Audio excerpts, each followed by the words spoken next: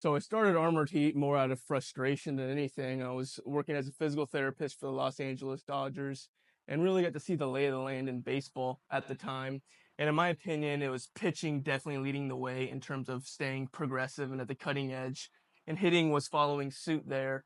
And then even strength conditioning, I was seeing a lot of former players go back and learn the strength conditioning principles, and they're really able to combine those two and make great baseball specific strength conditioning programs. But when it came to what I would call a sports medicine umbrella, whether it's physical therapists, athletic trainers, and typically arm care fell under that umbrella. And it was really frustrating because you would see major league pitchers coming out of games and they're doing the exact same arm care program that our pitching coach had done 15, 20 years ago. I mean, you know the drills: Y's, T's, I's, 99 ER. Same thing across the board for the entire season. And you're either using manuals, weights, or tubing. And was really, we're waiting until guys get hurt and they're in the rehab process that we're making a lot more specific and in-depth arm care programs. And so that's where the idea for Armored Heat was born. And when I really dug in deep to what arm care was and what I wanted to change to really move the needle, it really boiled down to three main principles. One of them, which I kind of touched on earlier, was I wanted to see progression and variation along the way of the program. Because if you give the same stimulus over and over again, you're obviously going to hit that plateau and stop getting those gains that you'd like to see. Not only that, athletes hate doing the same stuff over and over again, so you start going through the motions mentally.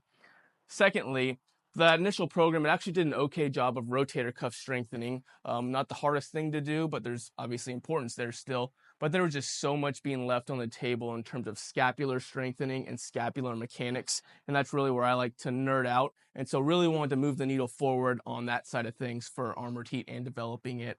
And then lastly, I wanted to really get specific on what days the athletes were doing each program. So how we structure it is the program runs in 2-week blocks. Every 2 weeks, there's a new block and it has new exercise progressions and variations.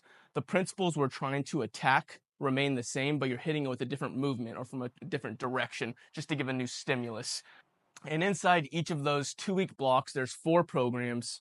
One of them is the pre-throw activation program. That's the only one to be done before throwing. That's just a way to get a little more sniper specific with the warm-up side of things. I like to pair it with your total body dynamic warm-up and then go into the Armored Heat pre-throw activation. Then typically whatever their pre-throw plyo care routine is, if they do that, and then go throw. It just makes a real nice staircase approach to get them ready to go. And then on the back end of things, where Armored Heat really differentiates itself, is there's 3 post-throw programs, and they're all based off the throwing workload for that day. So on a high workload throwing day, which would be a starter, would be like their start day and their bullpen day in a season. And that's where they would select the full armor program after they're done throwing. And that's mid-scap musculature all the way up to forearm. And the day after that is typically their low workload throwing day. So that's where we would have them select the recovery mobility program.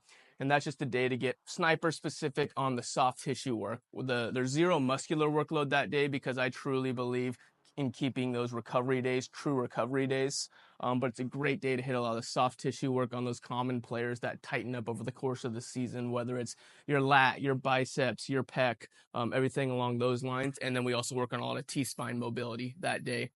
And then lastly, on that medium or moderate throwing workload day, that's where they would select the scapular emphasis program. And that's just a day to get sniper specific on the mid and low trap, those muscles between the shoulder blades, and then the serratus anterior, that one that comes from the scap up to the front of the rib cage. Armored Heat is designed to supplement, not replace your strength conditioning work and your pitching work. So what we do is we're that middle ground that layers in really nicely to whatever training program that you have in place.